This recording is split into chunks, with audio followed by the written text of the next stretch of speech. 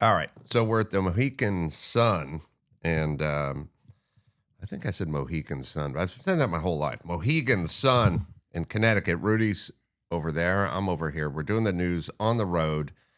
That's how dedicated we are. We're in my suite right now. No, let me say this. The great Carol Shelby once said, there is no substitute for cubic inches. Mm-hmm. So they ended up winning Le Mans with their 427 big block. And for people that don't know, when Ferrari would run their 3-liter or 4-liter, it's 60 cubic inches per liter. So a 3-liter is 180 cubic inches, and he's running a 427. It's that much bigger.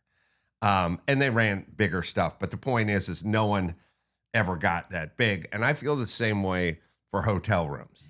There is no substitute for square feet.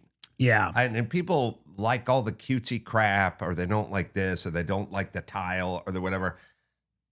You can't beat a living room and a second bathroom. Coming from the hotel that I stayed at in New York City 2 nights ago, which was, I'm not joking, Ace, it was as big as your bathroom. I mean, literally, New York. Yeah, New York's the worst. There was 4.5 inches of room between the bed and the wall on both sides of the bed. And I was telling you that the toilet had the industrial flusher on it. It didn't even have like a regular toilet. Yeah. It was just a pipe that went into the bottom of the back of the toilet. And it was like, well. Like a truck stop. Yeah. Yeah. But this is spacious. I'll think of the name of that. And I will tell you this. Here's how you know your hotel room is way too small. If you have to put your toiletries on top of the toilet tank because there's no counter and it's the pedestal, and I'll think of that valve. Sloan valve. Oh, Thank sure. you. Yep. Yeah. Know it well. The door was literally hitting the toilet. That was when I would open it up. So this is nice. And we're in the wilds of Connecticut, and we're driving to our next gig. But we thought we'd knock this out. Got a few things to share. Someone gave me in New York on the road to hold us up the Baja Marimba Band's greatest hits. Mm-hmm. So that's nice. Yeah, now you just need someone to bequeath you a record player for you to listen to it. My dad did not tour with the Baja Marimba Band, but I have and had mixed feelings about telling my sister that never happened. She had a very distinct memory of him touring.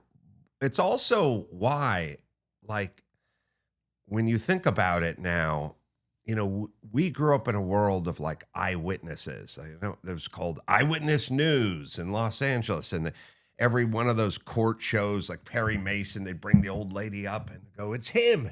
It's him. I saw him. He was the one who robbed. Memories are worse shit. They're worse shit.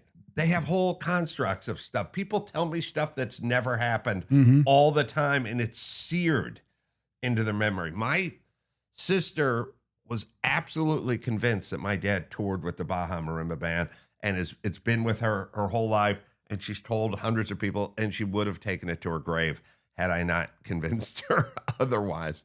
But that's how it works. Yeah. Seared. It's amazing how the truth, once you tell yourself something over and over and over again, it just becomes what is in your head.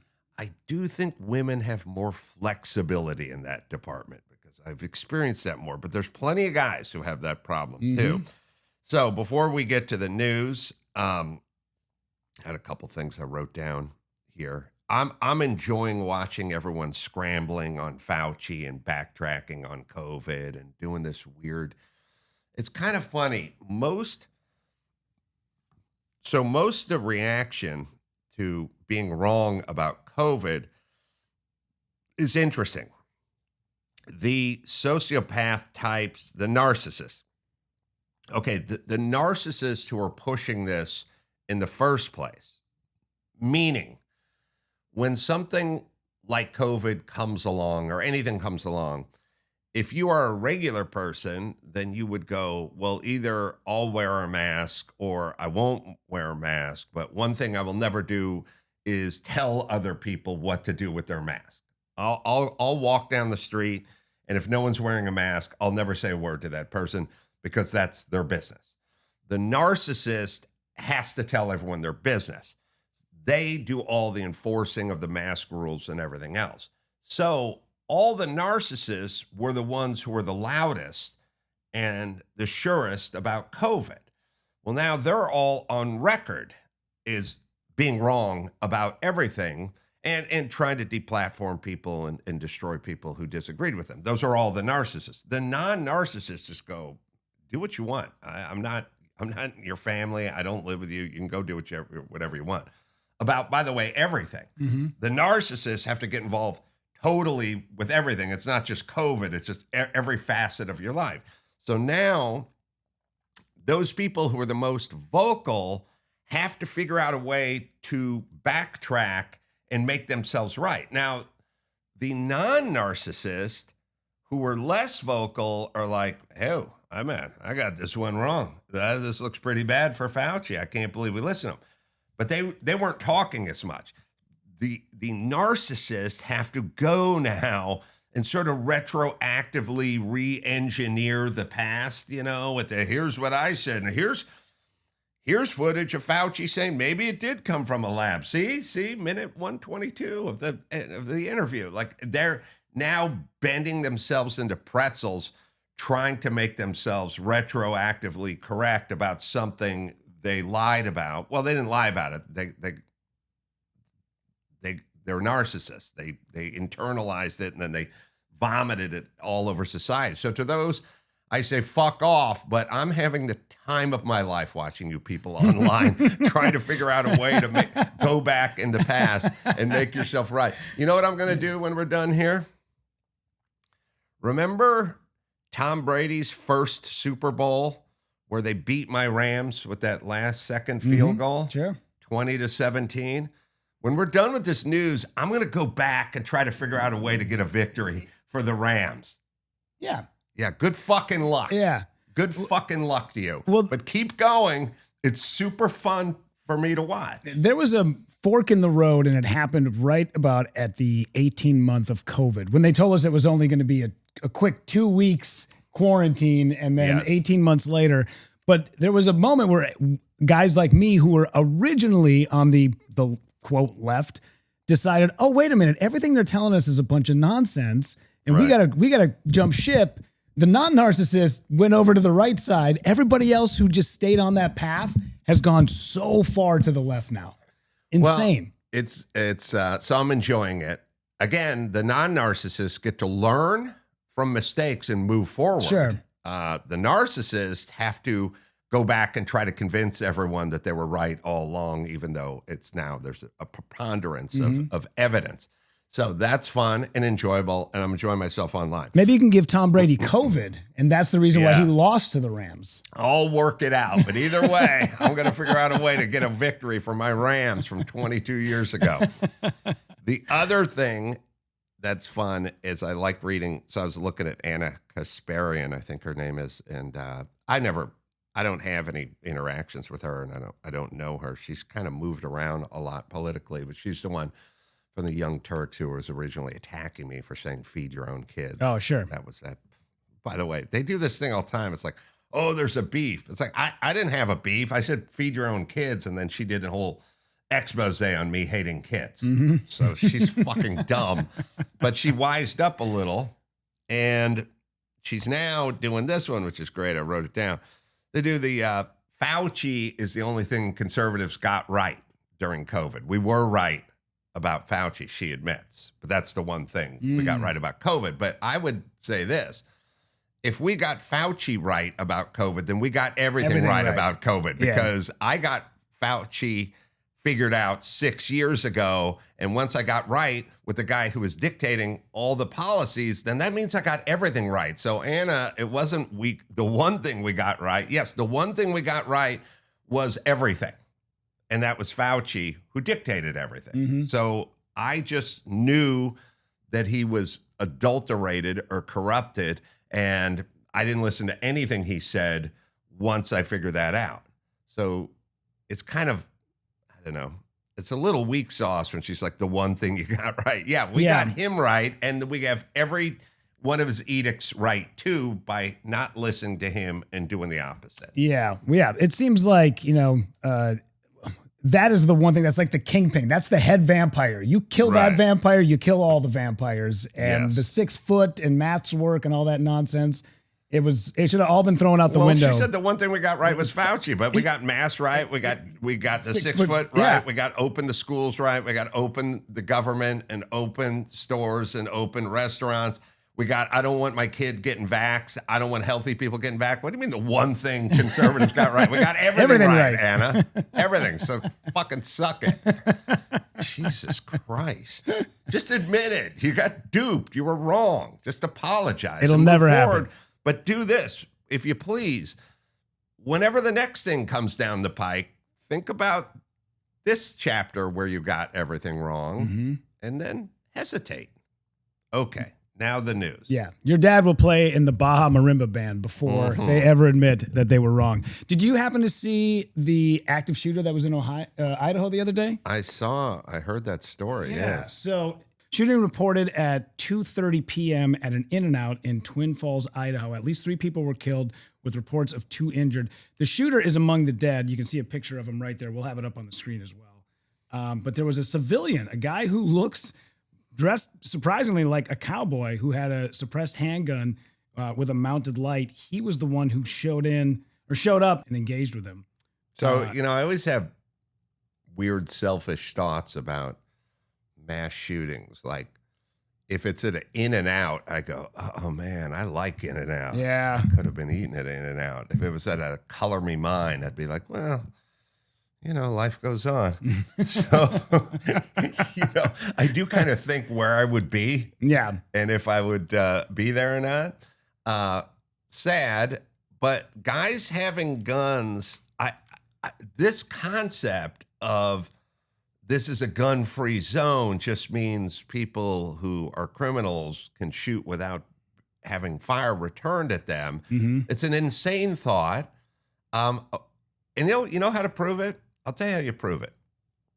I'm correct. First off, in my book, I've talked about before this LA Times op-ed piece about, well, what if every teacher had a gun? Well, then instead of 12 people dead, there'd be 3 people dead. Who cares? And I'm like, what do you mean, who cares? That's the whole point. Return fire. Yeah. So look, when a guy, and this has happened, 2 things.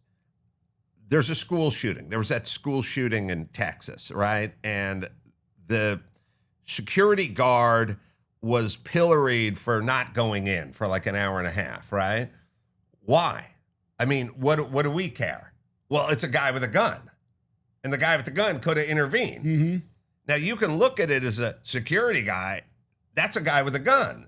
So anybody with a gun who's not on the school shooter side is a big plus. Yeah. If there's shooting going on, every single bank movie where there's a robbery and there's a takeover and everyone's laying on the floor or whatever, there's always that part where the one guy's like, I'm a cop, got a gun. And you're always like, good, there's a guy with a gun. There's a guy with a gun. We stand a chance.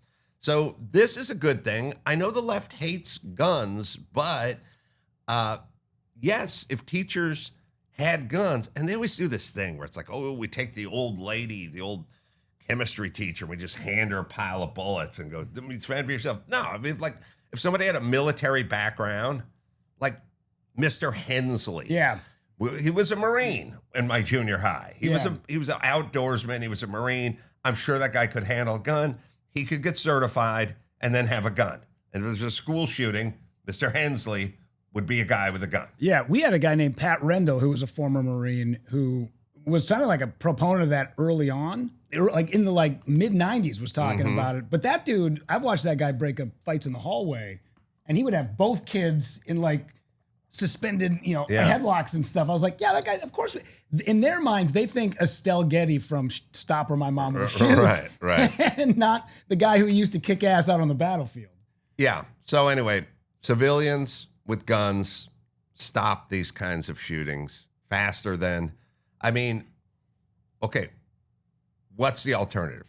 Someone comes in, they have a gun. They have 30 rounds. Nobody has a gun. Somebody calls the cops. And if you're lucky, they show up in under 5 minutes. You can shoot everybody in a school in under 5. You can shoot everyone in an In-N-Out burger in under 5 minutes. Yeah. So what's the plan? Yeah. Well, it's nice to have somebody on site with a weapon because the police, even though they do a great job, sometimes they're a little too busy disguised as a brush trying to keep people from speeding in New Jersey. As a brush or a bush? No. So here it says a brush, which I saw a bush. Excuse me. Let me rephrase that. The way they have it spelled originally when I saw it it looked like it's B-U-S-C-H, right? Yeah. Yeah. But I thought it was brush, but no, it is a bush. You are right. Yeah, so you're brush, right. You got to get an open field. Yeah. You got a guy. I mean, he's dressed like a sniper. Yeah, you're right. He kind of has like Mark Wahlberg. Yeah, he's got that. But this is in New Jersey. A New Jersey police department is disguising an officer to keep people from speeding. When they get pulled over, they literally say Officer Bush. And they're like, where's that guy? Oh, that's the guy who's standing next to the tree that also looks like a bush on the street. This guy's pulling these dudes over, which I don't know. I don't like the guy who stands behind or sits behind the billboard that's on the highway and then pulls out after you. Like, you got to be in plain sight. I agree. And I'll tell you the worst. By the way, I hope a dog pees on him. It's got to happen. It's got to happen. Gets hit with a golf ball. I'll tell you the worst speeding ticket I ever got is you're going one way down the Grapevine and the cops come in the other direction and he hits you with the radar, but he's going the other direction. And the Grapevine, they got this big dirt median in the middle, like it's like 50 feet wide. There's a stretch of it where it's just endless straightaway. So everyone speeds.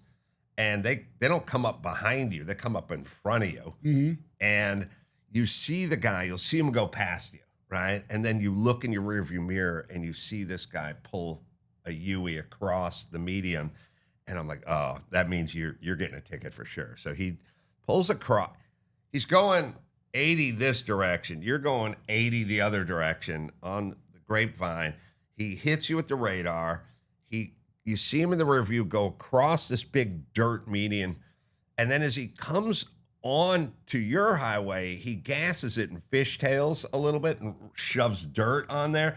And then he speeds up to you going 125 miles an hour. You're doing 83. And then he pulls you over and talks to you about how dangerous this is. Yeah. And I'm like, what could be more dangerous than what you just did? I'm going in a straight line. By the way, the speed limit's 65.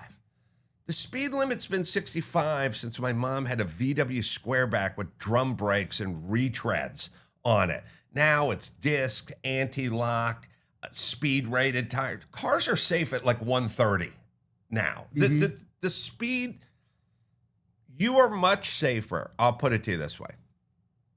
In a modern automobile, and I'm not talking about a Bugatti. I'm just saying a modern car. If you're just in a modern Audi or anything Ford makes, and you're doing 90, you are much safer than I was with my mom doing 55 in her VW Squareback, where if she ever punched the brakes, one tire would lock up and a poof of smoke would come from it. It would pull hard to the left. Like, we drove contraptions. It's like saying there's an airliner speed limit. And I was like, that was set during prop plane days. Now we have jets and we can go 550 and it's completely safe. And they're going, but you're going 550 and the speed's 80. And it's like, yep, that was with biplanes. So it's the same fucking thing. They got to raise the speed limit. And stop getting super creative in terms of busting citizens. But I like when they bust the deadbeat dads by doing like the free Super Bowl tickets or something like that. And whoever shows up, they just bust all those dudes. Yeah. Well, they had to come up with something because from firsthand experience, my dad made the list and the news of owing the most child support ever in Minnesota. Wow. And then hit the road and just left. Well, my dad was out with the Baja Marimba band. So he made the news quite a bit too. And he was on the road. As well, according to my sister. Yeah. Just this 1 year, I guess. You know, now that I think about it, maybe my old man was just dressed as a bush all those years and just hiding in the yard, and fucking, we would have never known. I had to say to my sister, if my dad went out with the Baja Marimba band, wouldn't he have earned money? Like, wouldn't there be something? There'd be money, right? Yeah. You get paid. Yeah. Where was that? Yeah. I didn't see any of that. Nope, none of it. Nope. There's a new article on the Daily Wire talking about what a 1982 comedy teaches us about men and women. Dustin Hoffman's masterpiece Tootsie has some lesson for gender wars. You've obviously seen the movie, correct? Mm-hmm. So in it, they talk about, it's a good article. If you get a chance, we'll put the link in the description. You can give it a read. But despite all of Dustin's newfound wealth and professional success by dressing as a woman, Michael soon comes to realize how stressful being a woman actually can be, which is the point that they're trying to make in this article is how hard it is, how really difficult it is to be a woman. And feminism really should take a look at all the guys that are jumping on board of the women's ship and go, whoa, hang on, man. Like, you just don't get to show up and start to make all the complaints that women have, that now that you're a lady, you don't get to start making all those complaints because you still have all you still have the biology of a man. You can still, you're strong, you're athletic. We don't have a lot of that stuff compared to you. No one ever, they always talk about the pay gap or cramps or menstruation or, I don't know, being discriminated, the glass ceiling. Yeah. The real liability and the real tough part about being a woman is being crazy. If you really think about it. I mean, my greatest gift is sanity. Yeah. I'm totally sane. Most women I know are either partially insane, fully insane, kind of insane, or at least have moments of insanity that seem to drop into their life periodically. Yeah. And it's probably hormonal. Maybe, now we've taken women, we've kind of pulled them out of their natural habitat and kind of said, you don't need any kids. You should go to work all day, every day. And you should earn money and, you should act like a dude. And it's driving them. And then maybe it's a biology, maybe microplastics or whatever. Like you go, all right, well, what about microplastics? Well, I'm 200 pounds. Okay, what about you? Well, I'm 130 pounds. Okay, so like when they have those things for like how much alcohol can you consume before you drive? Well, if you're male and you're between 180 pounds and 200 pounds, you can have 3 beers before you whatever. But if you're between that weight of 110 and 130, then you can only have 1 beer, right? Yeah. So maybe microplastics, toxins, and whatever else is going on in our world, maybe it's impacting women more. Also, they're more sensitive and sort of hormonally whatever balanced and stuff like that. Like maybe the new world order of craziness is affecting women more because I never saw women fist fighting in the airports. You turn on the TV, it seems like a majority of women, compared to their male counterparts, like the ones that are standing in front of the ice vans and screaming and trying to like block kicking the out vans taillights. Yeah. Well, that was a dude who acted like a chick. I would say when I see the footage of the Black Lives Matter or whatever, the anti-ICE or no kings or whatever,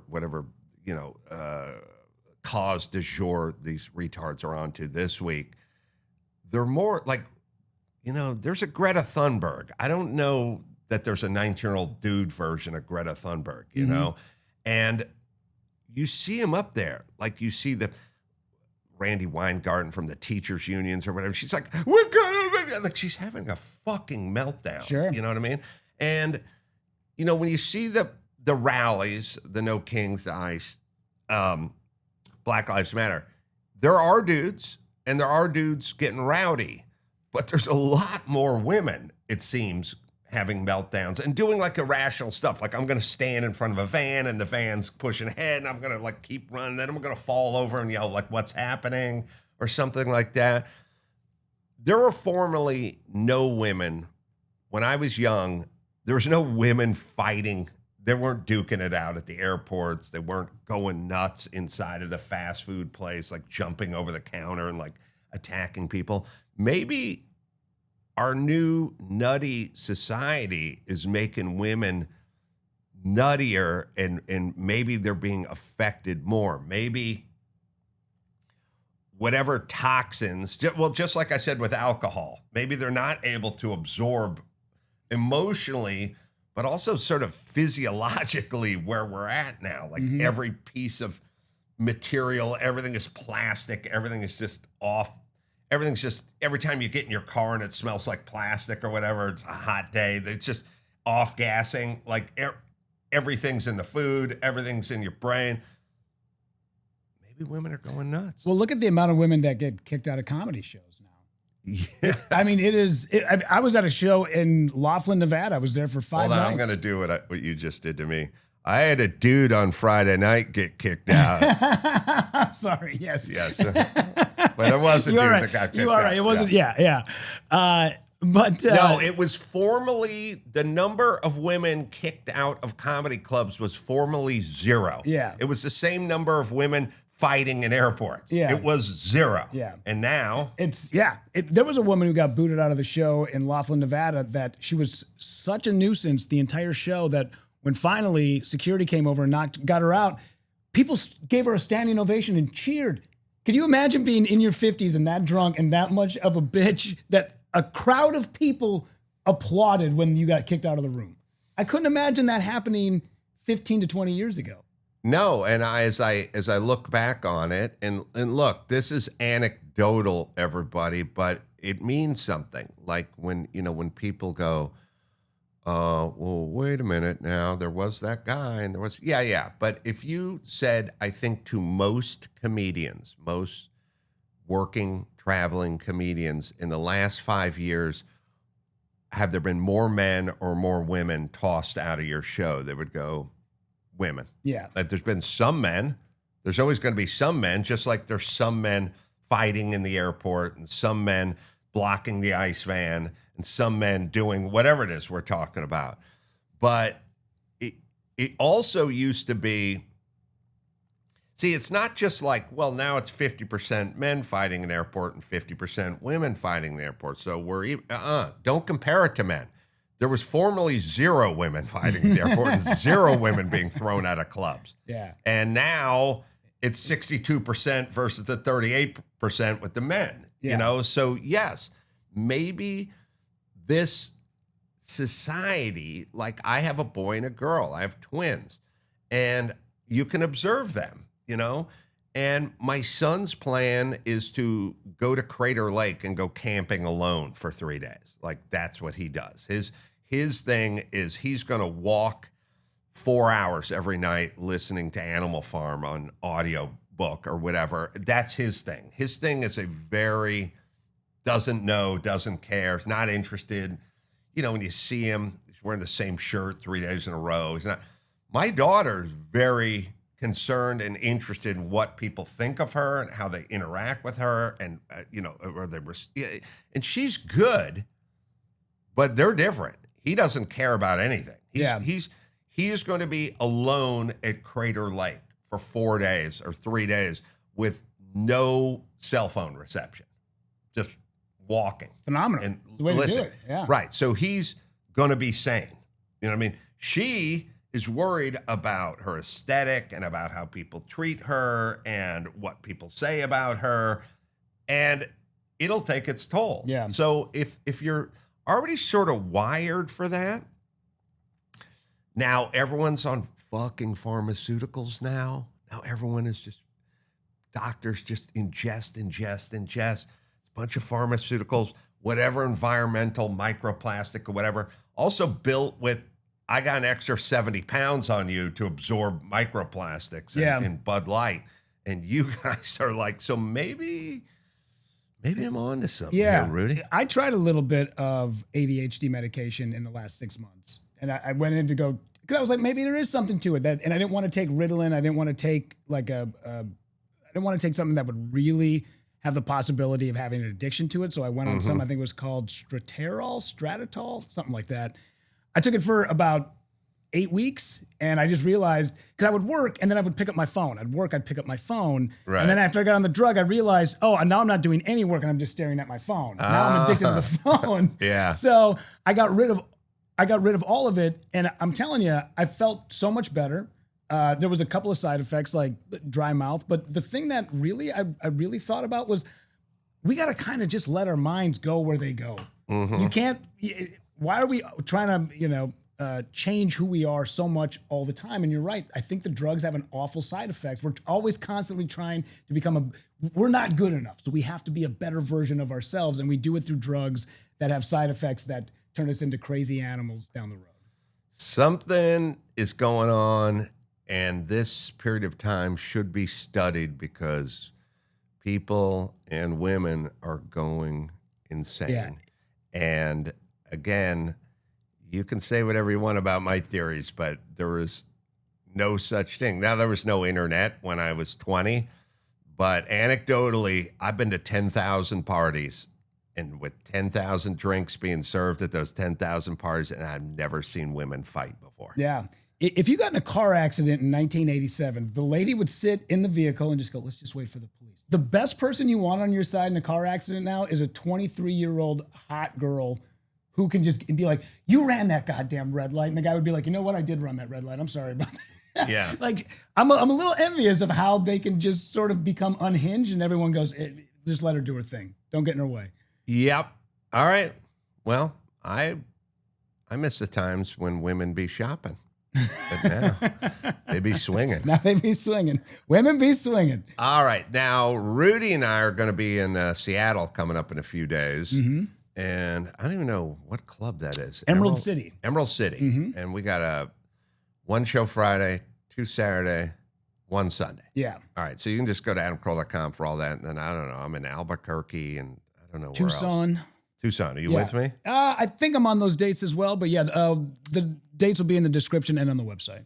All right. And Rudy, what do you got for plugs? I'll be with you for the next couple of weeks doing some shows. I got some headlining gigs in Kansas City, Columbia, Missouri, and Boise, Idaho. Just check out rudypavichcomedy.com.